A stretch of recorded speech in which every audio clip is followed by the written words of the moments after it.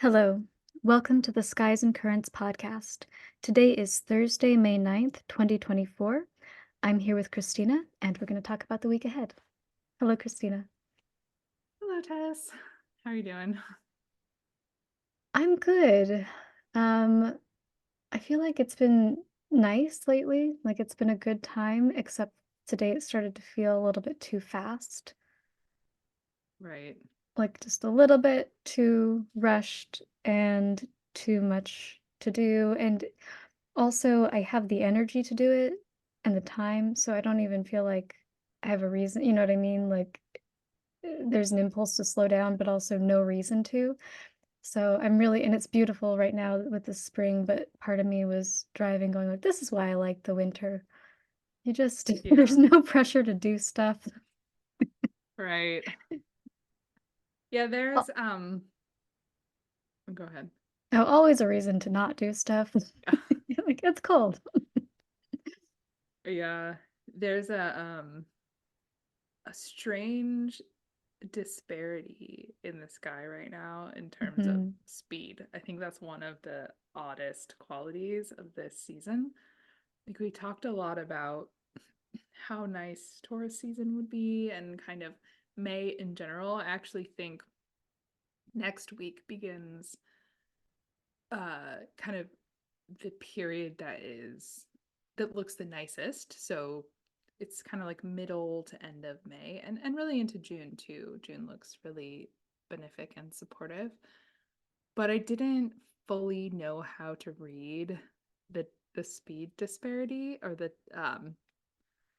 I get the pacing disparity because what we have is a whole bunch of planets in Taurus, which is the slow paced, stable sign of Venus, um, and Mars and Mercury in Aries, which is impulsive, fast moving, wants to jump into everything, um, sort of head first.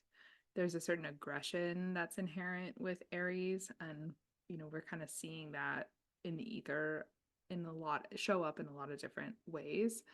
Um, so it's odd because it's almost like we're bifurcated between this desire to just hang out, relax, enjoy the fruits of Venus season versus this internal thrust toward accomplishing things, getting things done, pushing forward. Mars in Aries is one of the strongest forms of Mars. I mean, it's one of the most natural places for Mars to be. So Mars is gonna kind of be the most like himself in Aries. Um, and we've not just got Mars in Aries, we have Mars in Aries with Rahu. Um, so Rahu is sort of like pouring gasoline over Aries' flame. Rahu is like an Amor button. He's the north node of the moon, so he can never be fulfilled. He's going to demand more in every circumstance. But when you combine that with Aries, and I think we mentioned this in the Taurus forecast, but Rahu in Aries with Mars, that's quite a combination. Whenever Mars and Rahu come together, that kind of opens up a whole field of possibilities for encountering aggression of different sorts, Hmm. whether it's like verbal or like straight up violence or just a sort of irritated thrust within ourselves. It it can kind of just like make it more uncomfortable than it might otherwise be. So Hmm. people are going to experience Mars and Aries differently depending upon your relationship to Mars and depending upon your natural speed. So people who like to move fast, people who like to jump into things are going to thrive with Mars and Aries. But even those folks might feel a little chafing when Right. you've got Yeah. Rahu also involved. I think So, that's what I was experiencing today is I was like part of the reason I've been enjoying this season is I've been incredibly productive, right. which is probably my Aries sixth house. And so I've been getting a lot done around the house and a lot done in the yard and, you know, just doing a lot, which I like. But then today I was like, okay, it's a bit. bit much. It's a bit. Well, it's funny because I keep thinking, I mean, as I've talked, as I've spoken with you over the past few weeks during this season, I'm like, you are being really productive at a lot of Taurus themed Mhm. stuff, Yeah, right? yeah. Like, you helped your brother move into his new house, and you're spending a lot of time outside in this beautiful garden, and you're planting a garden, and you're Mhm. doing yard work. And I'm like, yeah, these are all Taurus themed activities and also representative of some of the big Taurus breakthroughs that we've been having, Mhm. new foundations, new sources of support in your neighborhood. Um, this is all along the themes of the Jupiter Uranus conjunction in Taurus, like Mhm. new supportive foundations in an area of our life that should be fixed and stable. But you've had like this very Mars and Aries orientation to it, where it's been Mhm. like work and doing things quickly and motoring through as fast as you can. And I have thought more than once, like, oh, this is a perfect encapsulation of this, of Yeah, this yeah. time. I'm doing a lot of things for the house and, like putting ground cover seeds down where there's patches in the lawn and building and collecting patio furniture, from marketplace and doing a lot of cleaning outside and but yeah, fast, all fast. I've been thinking a lot about Yeah. my Aries sixth house since we talked about it, and I'm kind of like a lizard in the sense that I like being still a lot. Like I really like sitting still and doing nothing, preferably in a warm place, you know. I'm just Or imagining you and all of your heating blankets. Tess has yep, like a million heating blankets in her I house, do. In the just winter, we discovered everywhere. them. Yeah, yeah, electric blankets on every soft surface. So that you can really just embrace the not moving thing And and also really enjoy already it. plugged in and like easily accessible. It's kind of Oh genius. Like yeah. you just sit down, you turn that fucker on and you are Mhm. comfy. Just Mhm. like just pre-prepared comfort everywhere all over Swanee's house. It's really nice. Yeah, it is. We're very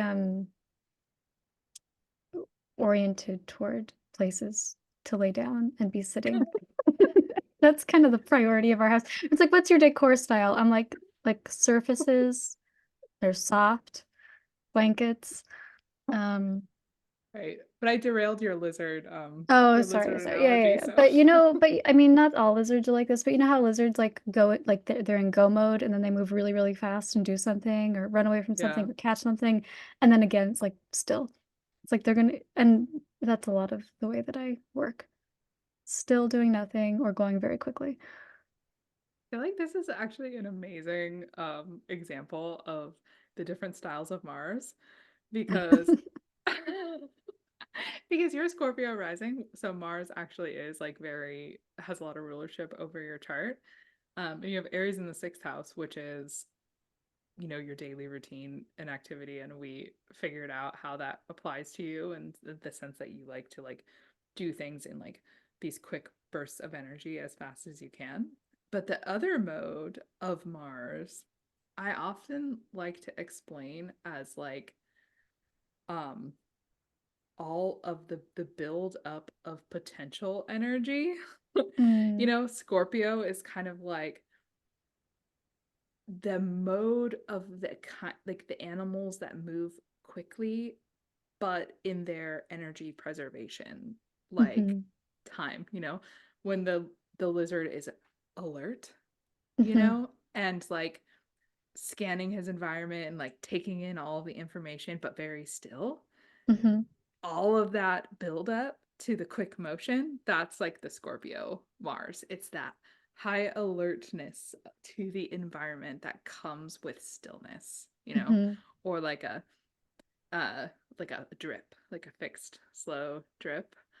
Um so I think that's funny. I usually use the analogy of a cat because I live with cat probably. So I think about cats more, but I think lizards are similarly a similarly good example of analogy. something that's Yeah. stationary and still we're zooming.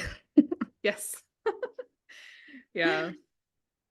Um, but yeah, I've had a pretty interesting time of this, yeah, last couple of weeks. Um, I've felt like, sorry, I'm like, I think my, oh, all right, we're still good. My earphones fell out, so I thought the audio got dislodged. But yeah, I've had a sort of interesting couple of weeks because I have felt the Jupiter Uranus conjunction like extremely acutely. Um, and I know that what is happening from it is a blessing. And I know that it's going to have a long-term impact. But as a Jupiter ruled rising person, I have found it extremely uncomfortable so far.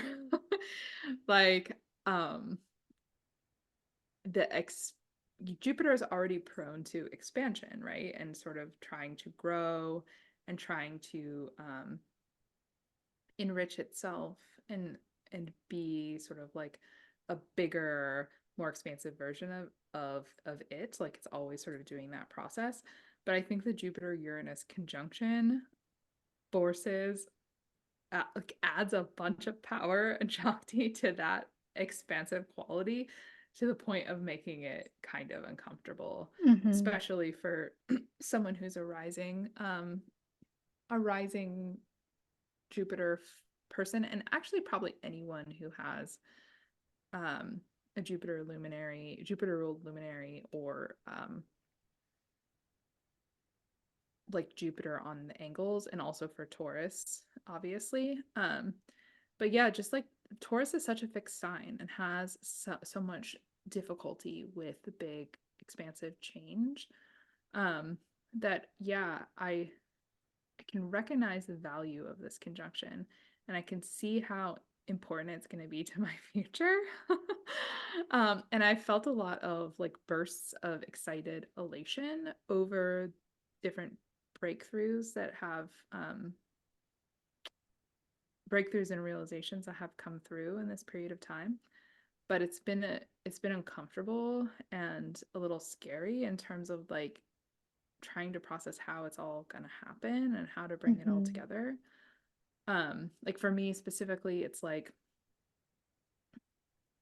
me realizing what I actually want to do with my astrology practice and the many steps that I need to take to get there, different forms of education I want to do, like different things I need to write and different, strategies and techniques I need to test out. So it's like I can see how all of this is leading to something that is going to be foundational to my work life. Um, but it hasn't been like an easy or pleasurable process. And I'm really hoping that the next couple of weeks, the sort of ease and pleasure that we are kind of like hoping would come from the season will kind of kick in. And I think that it might really like the lusciousness of Taurus and the ease and like the pleasure, um, we might start to feel that a lot more acutely in the second half of the month, like after the 15th. Um, Another thing that's been happening that has, I think, been kind of a challenge for people was the Mercury Chiron conjunction in Aries. Mhm. Um, Trying to look here to see when Aries moves, or excuse me, when Mercury moves into Taurus, because I think that's going to be a nice, I think that's going to feel nice for Mhm. everybody when that happens. And I know it's next week. Mercury moves into Taurus May 15th, Oh, um, nice. which is going to be, yeah, Wednesday, May 15th. But Mercury has been making a conjunction to Chiron He's starting to separate now. He's a couple degrees away.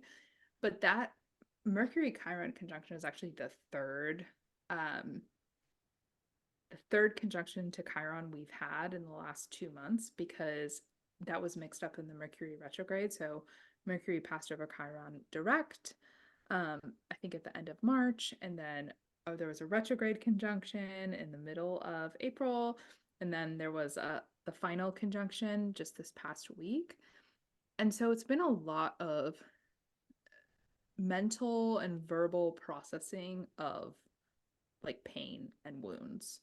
So Mhm. Chiron represents like a wounded place in the psyche, typically a place where we feel like we will never measure up, or we've received messaging or have developed messaging around our own capacity as too limited to be, good enough in a certain circumstance or a certain situation. Sometimes it can represent actual wounds like mental illnesses or physical ailments in the body that need to be addressed or healed.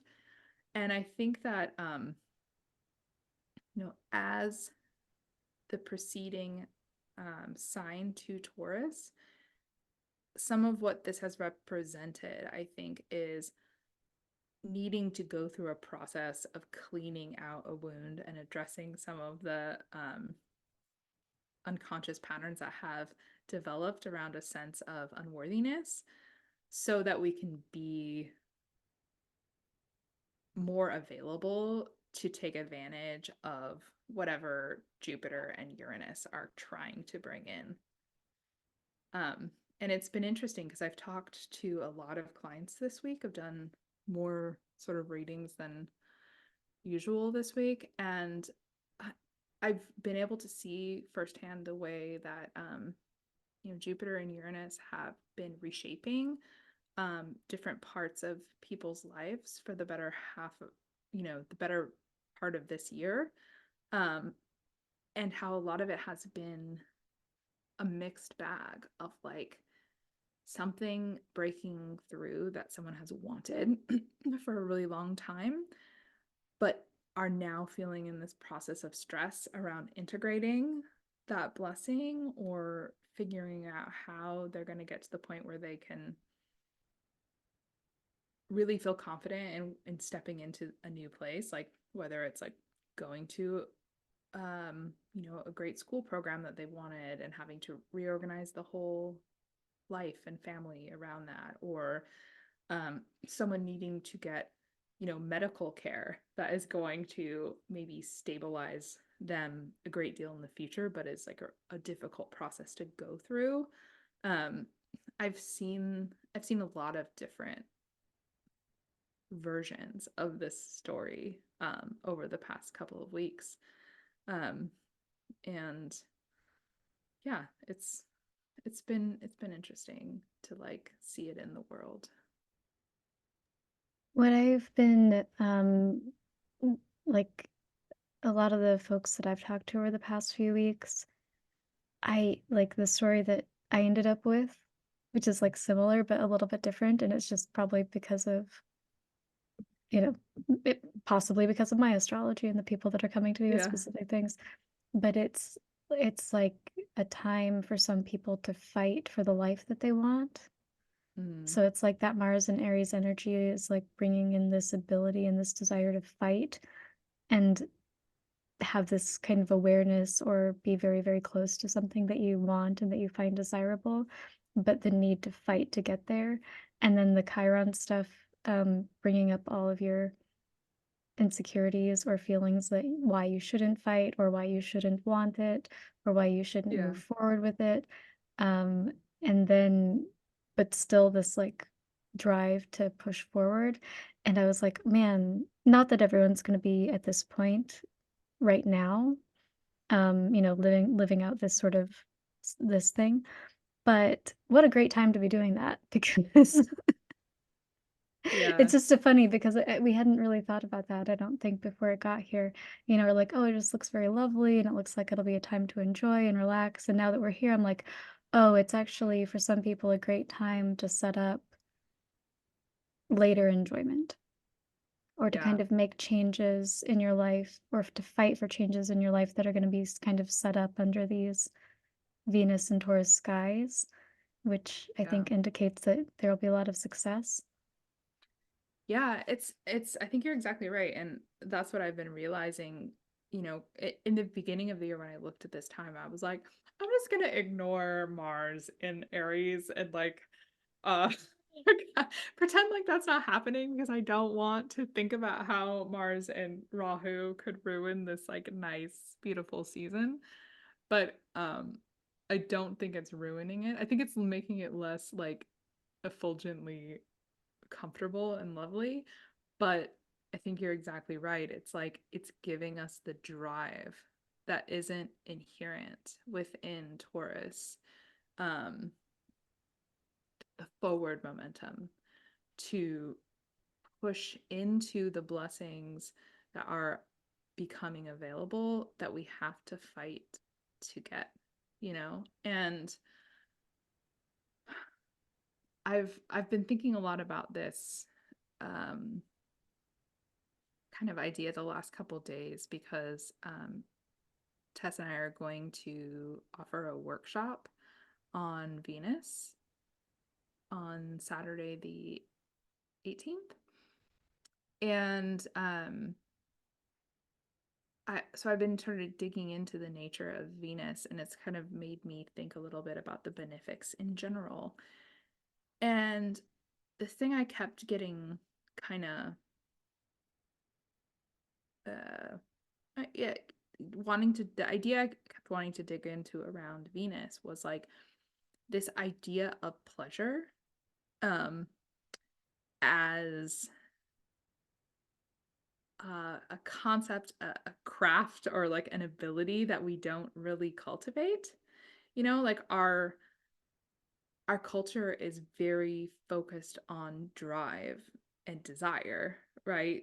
Which is actually more of kind of like the martial uh aspect, right? Of like moving forward towards something we want and the excitement that can come from desiring a thing. Mhm. And But we there's, don't, sorry to interrupt, but there's an implication that if you achieve that, you'll get the pleasure, but it's usually like something that has been externally told to you that you should want. Not right. necessarily something that you want deep down or that you'll enjoy deep down. But so anyway, sorry, keep going.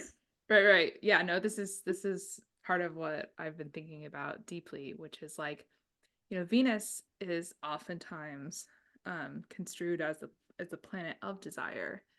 And I think that Mars and Venus both have a lot of rulership over desire, but I think Venus, her deeper treasure or deeper gift, right, is access to pleasure, access to enjoyment, access to our capacity to fully sink into something that brings us satisfaction and pleasure. Um, and with Mars in Aries right now and Venus in Taurus, so both of these planets in their rulership, um, happening at the same time as the Jupiter Uranus conjunction, I keep thinking, okay, this is a time to hopefully feel some pleasure. But if you can't get to the feeling pleasure part, to identify and think more deeply about what actually gives you pleasure Mhm. and use the force of Mars to redirect your focus toward that thing, toward the process, toward achieving something that you can actually enjoy, that you can actually develop the capacity for pleasure around. And that's going to be Mhm. different for everybody.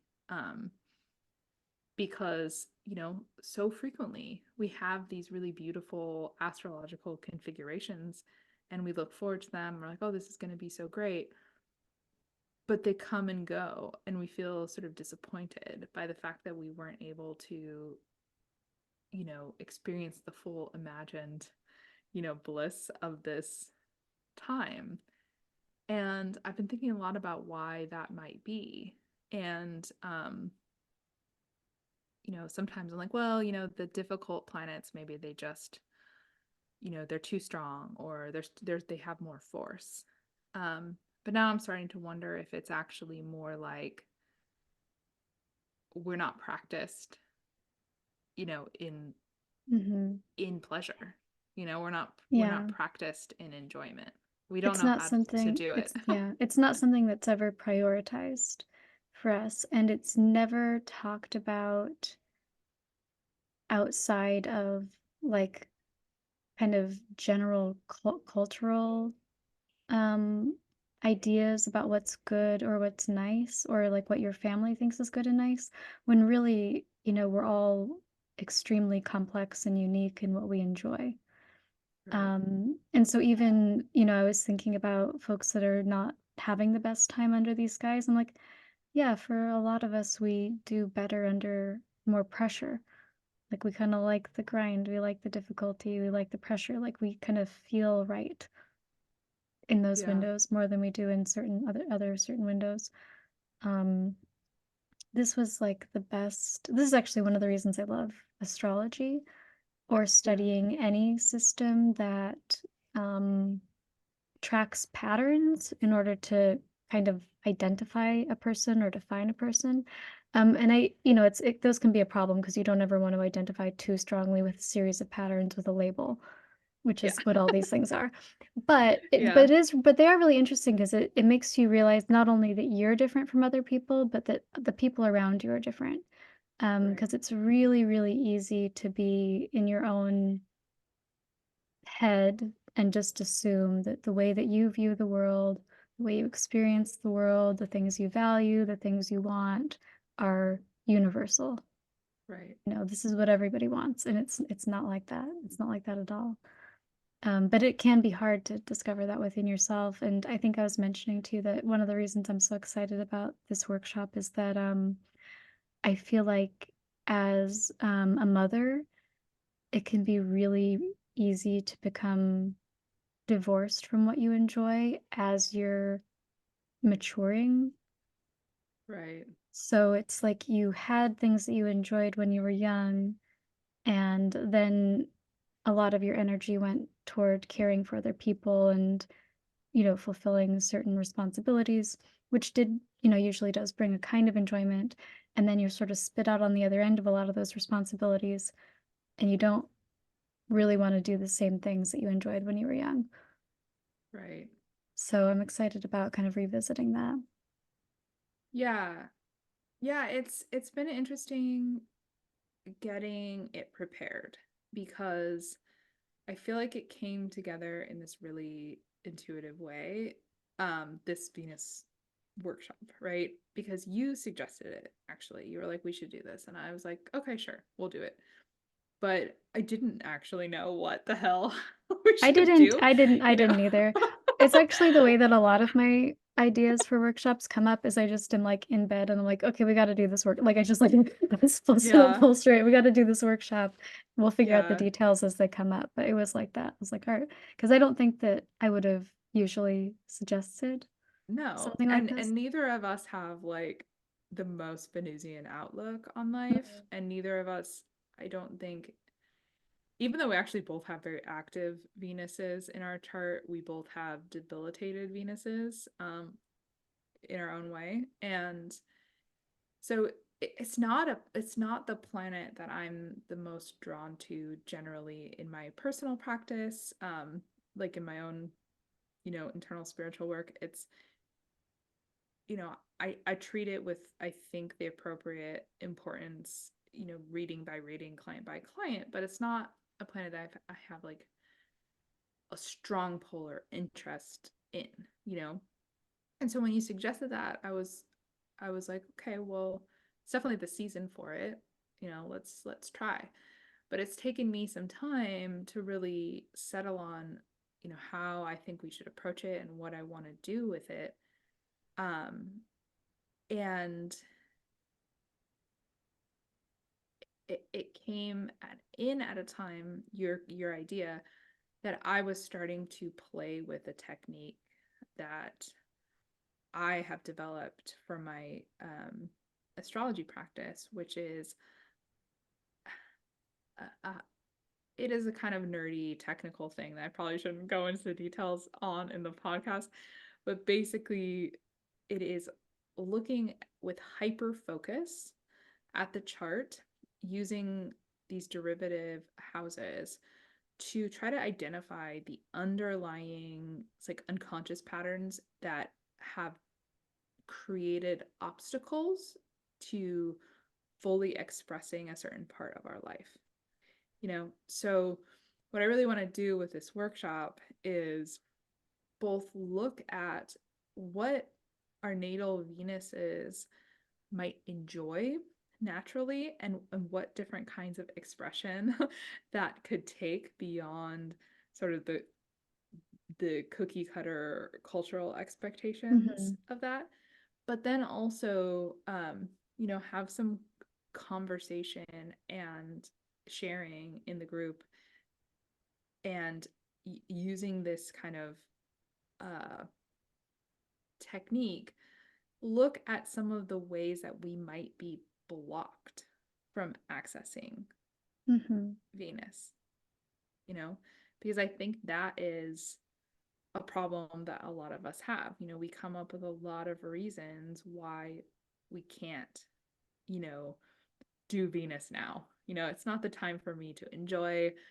It's not good enough yet. It's not baked. It's not fully baked. We have a lot of internal obstacles and reasons why, we can't prioritize pleasure, even if we think we want that, or we can't enjoy what we have, Mhm. even if we want to.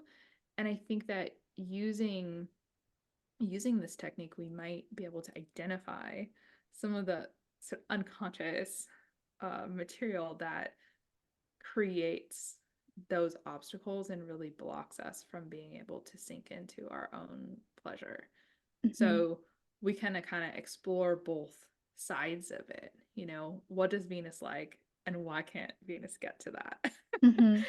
And hopefully, that will be useful to people.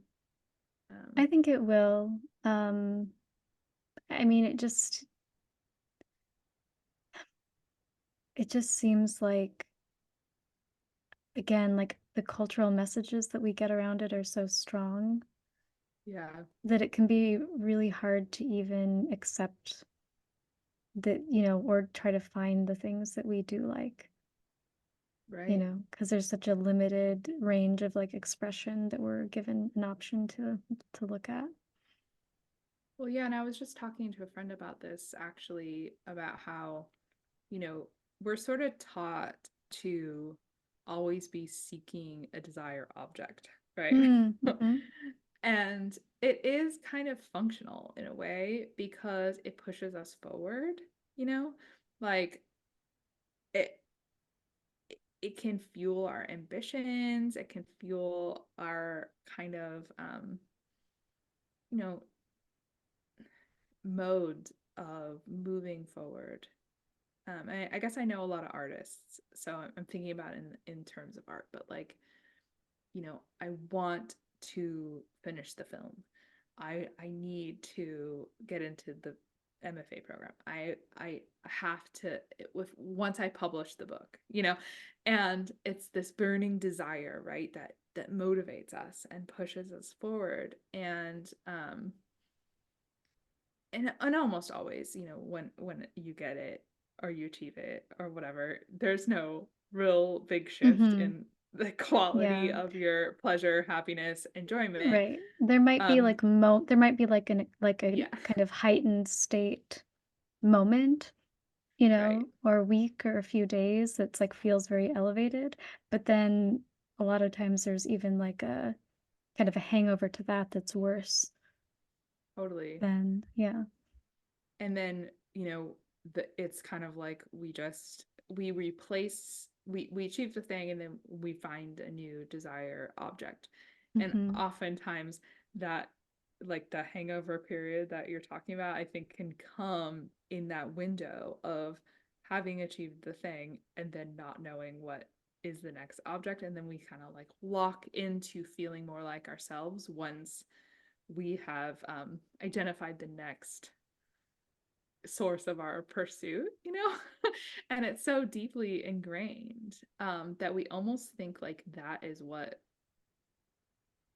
does, you know, what pleasure is or something is like the achievement or the source of Yeah. chasing after something.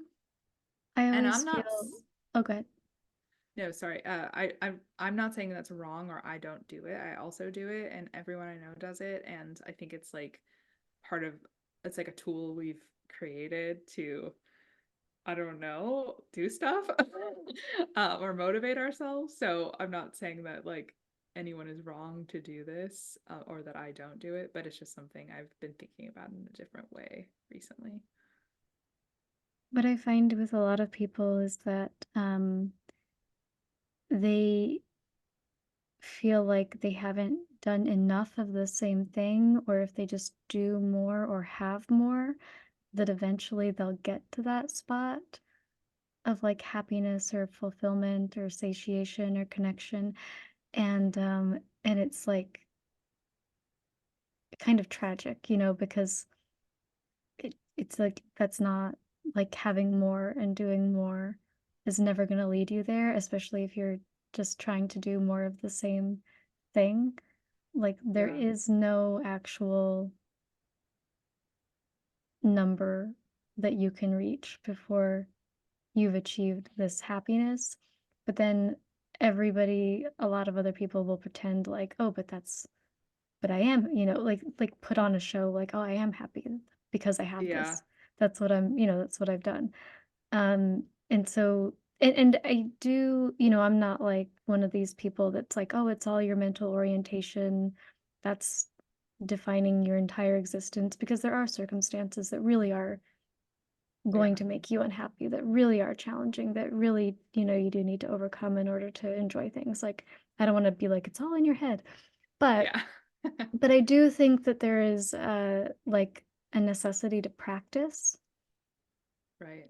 enjoyment, that people take for granted, right? They think it's going to be an external, like an externalized situation. Like if you just get it, then you'll have the feeling instead of thinking like, oh, I need to cultivate this feeling. Yeah. Yeah. And I think you're exactly right about how limited we often are in our imagination of what we think can bring us pleasure. Hmm. Um, and looking at it astrologically, there are 12 Venus placements you can have. Um, and then the ruler of those placements can have 12 other different placements. Hmm. There are, you know, a whole series of planets that it can Venus can be configured to in different ways. So just looking at it, in this one system, in this one way, such a multitude of expressions that the planet of pleasure can take. Hmm.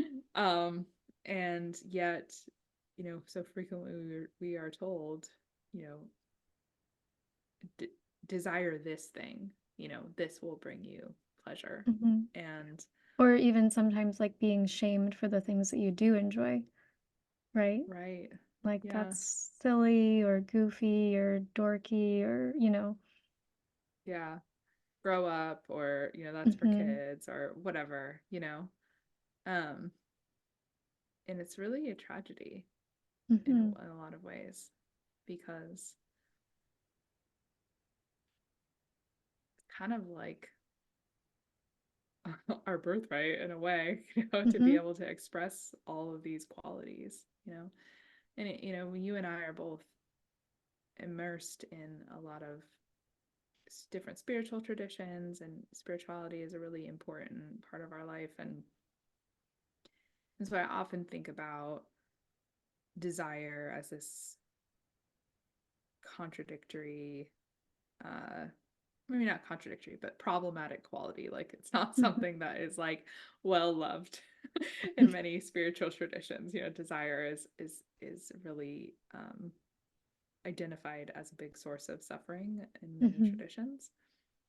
And doing this process of thinking through how I want to talk about Venus, what does Venus really represent? Um, how can we delineate Venus in the chart? I was like, oh wow, like desire and pleasure are actually two different, Mhm. entirely different concepts. Mhm. Yeah. You know, desire Desire is is almost has like an the absence. expectation. Yeah, desire is almost like the Yeah, absence of pleasure, right? It's like you think it's gonna be the moments leading to pleasure, but not necessarily. right. It's like the expectation of pleasure, Mhm. and or the expectations that we attach to our yearning or to our seeking, right? And pleasure actually doesn't have that strong of a relationship to desire. It could be an entirely separate endeavor. And Mhm. not that I'm against desire by any means, but and not that I don't think that Venus represents desire in her own way. Um, there's definitely a correlation between the two, but I think if we just look at the principle of pleasure on its own, Venus can tell us a lot about how we can deepen our relationship to it and open up different pathways. And, using different techniques astrologically, we can look at what blocks those pathways. Mhm. No, I'm excited about the workshop, and I'm really excited about the derivative housework you're doing and all the readings you're doing around it. I'm we'll have to put together like a big kind of long writing explanation for it, but it's just very profound. It's like I've talked a lot about the difference between how you live in the world and like what you do versus how you're internally processing the world and yourself and your values. Like a lot of times there's a discrepancy between those two things. Right. So it's interesting because different parts of like when you're looking at somebody's chart, I think I could be wrong. Feel free to correct me, but it seems like, you're looking at one level of like, okay, this is what you do. These are the kind of external obstacles that you're likely to encounter. This is how you deal with them. But then you can kind of pinpoint these like portals, right, into the chart, into these deeper processes, Right. Yeah. which is really exciting. It's been wild. It's like I don't think I've totally explained it on the podcast, but I'm basically experimenting with this technique that is a traditional technique, but I've never used it in this way. Actually, I haven't used derivative houses much at all. Derivative houses, all that means is like you're changing the skew of the chart and you're throwing a new chart for a different issue, basically. So instead of looking at the first houses, the natural first house, which is say you want to look at your siblings, or you want to look at your mother, or you want to look at whatever. You're changing the skew of the chart so that the house that pertains to that issue is now the first house. Um, and what I thought might be interesting is to look at the 12th house from any house in the chart um, as represented representative of your unconscious material as it pertains to the matter in question, Hmm. right? So I've been explaining the 12th house as the house of self undoing. So the unconscious ways that are stored patterns and stored reactions, um, when activated, unconsciously can self sabotage um, different efforts and self sabotage different parts of our life. But how, you know, if we flip that, becoming sort of aware of those patterns can also illuminate a way to kind of liberate ourselves from a stuck place.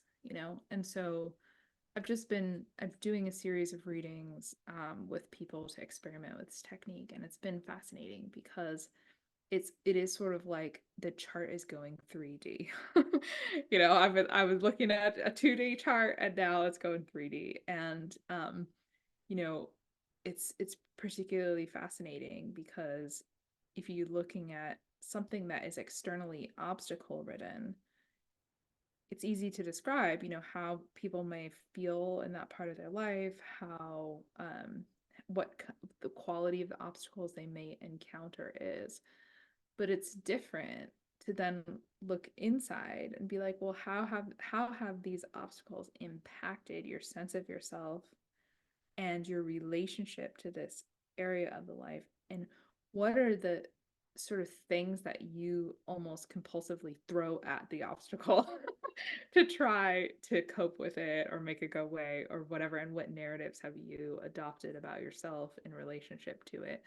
So it can be a kind of really deep process, and it can be emotional, and it can be um, you know, I hope helpful mostly, but it can also be heavy. Um, but yeah, I think it's been really nice. And I hope to kind of open it up to more people and figure out, yeah, just make it a regular offering. Um, but I know that it will also enrich like just every aspect of my work. It'll enrich just a regular reading, and something I want to do a lot more writing about too. But I'm really excited to apply it to the Venus workshop because I think that's a place where a lot of us have a lot of unconscious patterns and reactions to opportunities to deepen pleasure that kind of like tell us to stay away, or tell us that it's not safe, or tell us that it's not the right time, or tell us that we won't enjoy something that we could very well, get a lot of enjoyment out of. So, yeah. So that's on May 18th, and space, we are going to limit the space just to make sure that everyone who comes, um, gets enough time that we can really look at Right. this. Yeah. It'll be $20 to $30 suggested donation. And you can email either of us to sign up. And if it's popular, we'll do another one. So if we run out of places, we'll do another one during the same season so that we're still Right. in the nice Venus pocket. Yeah, I actually created a sign up sheet, and I'm going to put it in the notes of with this podcast. Hmm. So people can sign up for it on the sign up sheet. Uh and yeah, we do have to limit the space, at least for this first one, because I need to be able to give people personalized attention, Hmm. people's charts personalized attention. But there are, like Tess said, a couple of other really nice Venus windows that we could repeat it if there are a lot of folks that want to do this.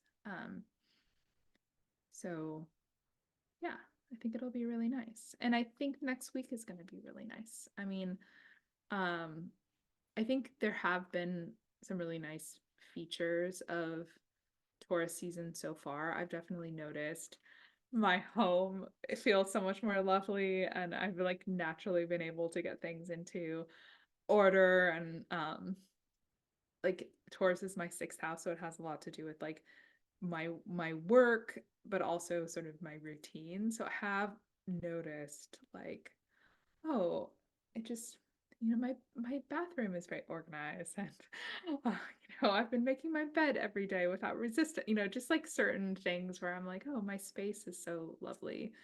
So I definitely have been feeling Taurus, just the vibes of it, in a nice way. But I think next week really kind of begins. Yeah,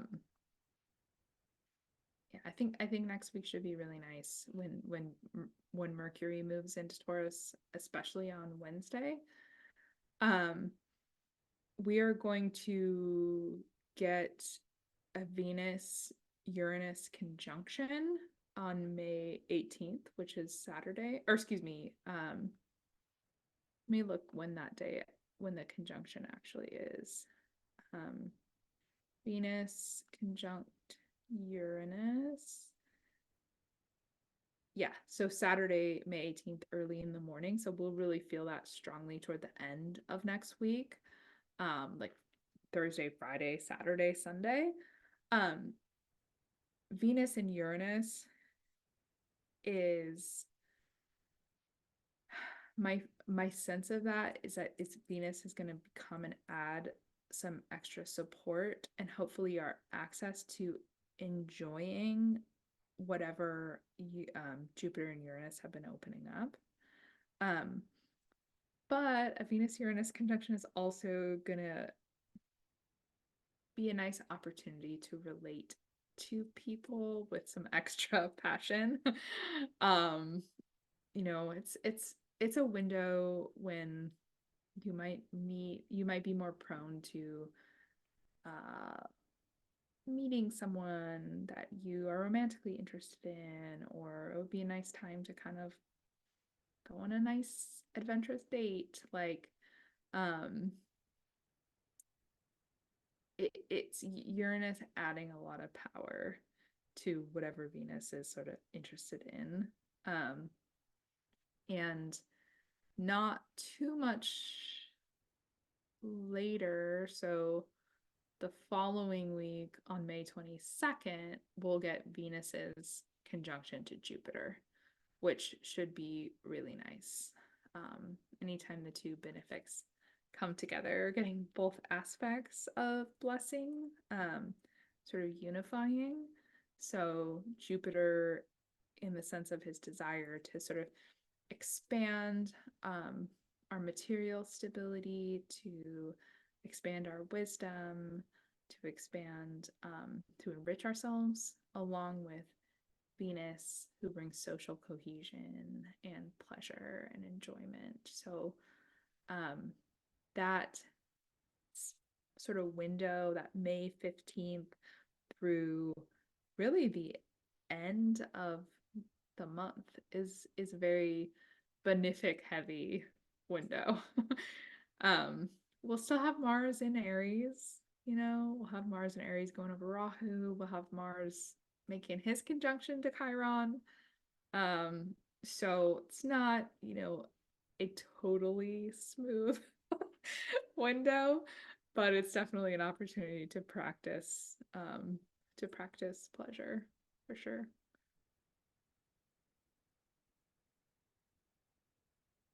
I think it's good. I think, yeah. I mean, again, it's not going to be the same for anybody, but if there is something that's sort of like an obstacle that you're moving through at this time, it's probably a pretty decent indication for that obstacle.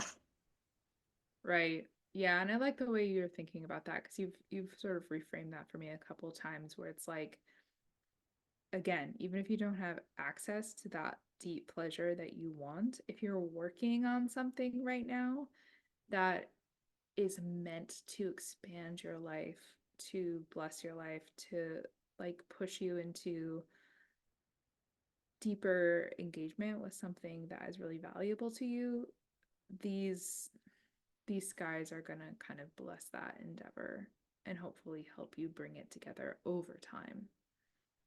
Because after Jupiter and Venus move into Uranus, excuse me, after Jupiter and Venus move into Gemini, Uranus is going to remain in Taurus for another year. So this work that he, has accelerated and that Jupiter has helped to stabilize is continuing to develop. This is just the period where the benefics are coming in and sort of giving their tools to the situation. You know, here's some money, here's some interest, here's some here's the surgeon that you need, here's the, program you need, here are the pieces of the puzzle, and so it's not the end, but it is a sort of a culmination point where we're gaining access to, new things that we need for this process. Do you mind if I go on a bit of a rant that's unrelated before we end before we end? No, not at all. Yeah, go for it. Well, so it came up because someone texted me about feeling badly about feeling like they weren't taking advantage of all these windows as we're talking about them, or they didn't say this specifically, they just said, "The astrology is making me feel bad because it makes me feel like I'm not doing enough and I'm not Yeah. taking as enough advantage." And so, and I've written it down, so hopefully it's not too stiff. But I wanted to spend a few moments talking about my orientation toward astrology, and the why I talk about it here the way I do, and why I always give recommendations. And I used a lot of I when I was writing this because I didn't want to speak for you. So feel free to either agree or disagree with me on a lot of these counts. But uh, I wanted to talk more about my orientation toward astrology and why I don't really necessarily expect everybody to be able to take advantage of these windows. Um, and it's basically that astrology is one of these systems that addresses everything. And a lot of religions are the same way. They address everything, and then a lot of times the organization of the religion is what narrows down the parts of the everything that they think you should be focusing on, and the things that you should do about it, and the consequences of not doing it the way that they think. But astrology is the same way, and then you just have individual astrologers who are the ones saying, I think this is going to be the most relevant to my audience on a wide, to as wide a degree as possible. Right. But even even knowing the everything that is expressed in your personal chart, you still always have to pick and choose the things that you're going to focus on because there's no way to relate to everything and there's no way to integrate everything and there's no way to do everything. And so it's really kind of important to prioritize your own values and what you would like to do with your life and how you are hoping to use any of the data from the world, and decide how it's relevant to you and what you're going to do with it. And sometimes it's just entertainment, right? And there's nothing wrong with that either. But there's something really nice about acknowledging, like, oh, this is interesting and I'm listening to this for fun, or it's just making me feel good to listen to this, or oh, this is something that feels really useful to me right now that I feel like I can use, that kind of lines up with some other things that either I've been wanting to do or have been coming up, or that I want to have. And it's a lot harder. Like, it's like the religion thing is so alluring, right? Because it's a lot easier to have somebody else tell you what the important things are and what you should be doing. And it's a lot bigger and more challenging of a process to discover that for yourself and to Right. define that for yourself. So, so yeah, so there's no way you're going to be able to take advantage of everything that we're talking about. It's just, you do you do the best you can. You choose the things that feel relevant to you. Um, Getting a personal reading with Christina is always a great idea if you want to really kind of pinpoint how you can engage with the material on a personal, even more personal level.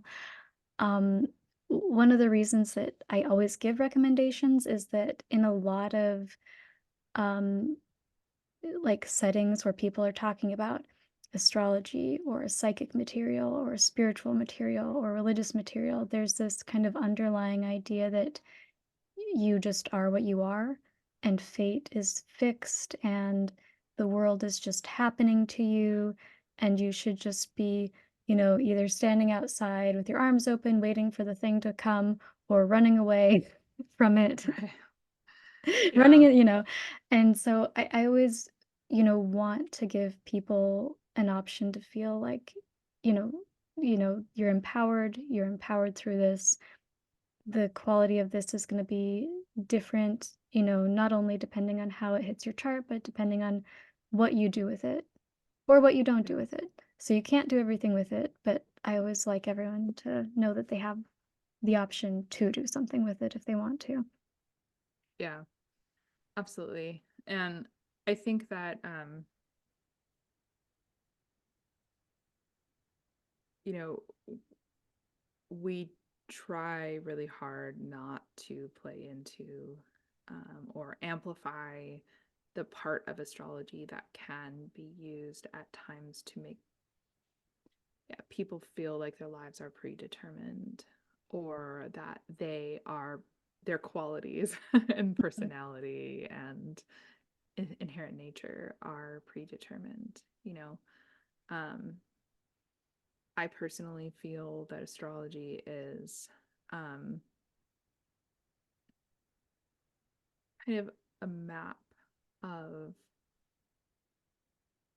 you know, how the you know, it's like all qualities exist within the astrological system. To Tessa's point, I mean, she kind of just explained that it's the everything, and I think of it as all qualities either available through the lens of the zodiac, as a kind of location where qualities are going to be supported or not supported, and then the planets, that can, you know, represent many different qualities. And I think the chart can kind of show us our predisposition toward certain Oh, yeah, qualities, for certain sure. things, what qualities may come more naturally to us, and what may be inhibited from us. But I actually don't think the point of astrology is to uh like learn those qualities and lean into them. It's not to overly define. It's just to sort of get a sense of like what is most available to you, and what is more hidden. And there's, you know, always a lot of ways to loosen up our attachment to certain qualities and increase our access, our capacity Mhm. to others. And I think that's what's most interesting and beautiful about astrology is the way it's kind of like it's like a visual map of, how can you get to something that may feel restricted. How can you take great advantage of something that is a strength for you, but it's never predetermined and never uh it's definitely never fixed, you know. Mhm. I don't know the degree to which our tendencies or qualities are are predetermined in terms of our natural access to them. I have no idea, but I know that it's not fixed. Like the outcome isn't fixed. Um, and I'm really interested. And I think I wrote about this last weekend, a little bit in my newsletter, but I am really interested in practicing an astrology in a way that gives people tools, um,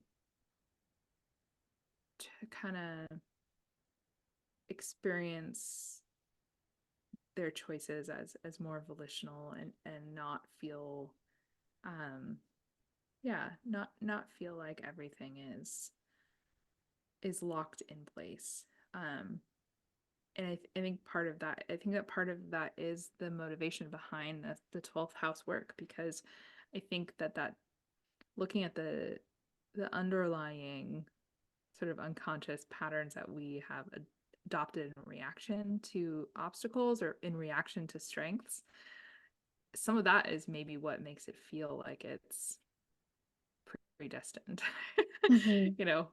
more than it is. And I think sort of loosening some of that up, hopefully, will give people a little more agency. Well, Um, and you are also, you're already doing some kind of traditional remedial work.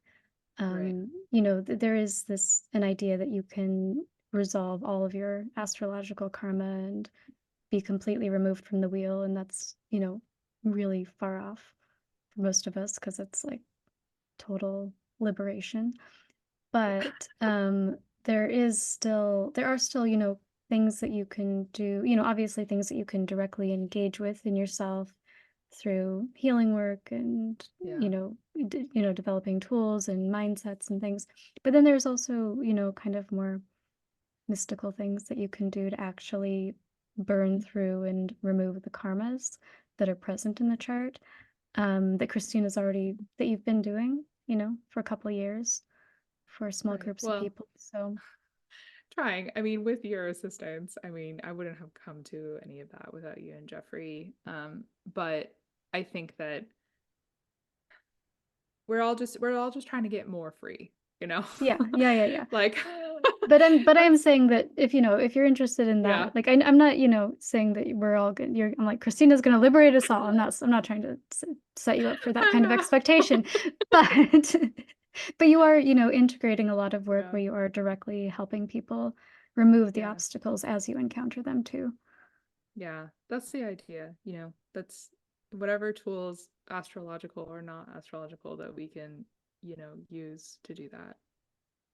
Fantastic. And I feel like Hmm. astrology is really good at identifying the problems Yeah. and really good at identifying the strengths. And my interest is moving into now, you know, how can I acquire more tools to help people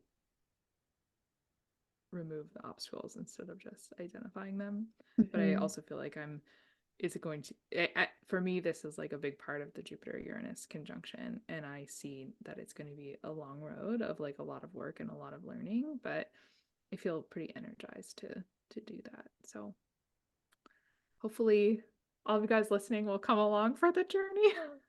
Yeah.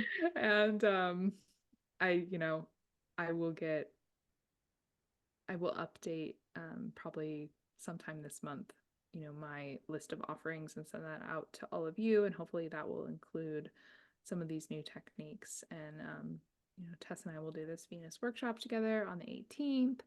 I'll include the sign up sheet for that. And if you can't make it on the 18th, we'll probably do it again. So no stress, but we would love to see you guys. And thank you for listening.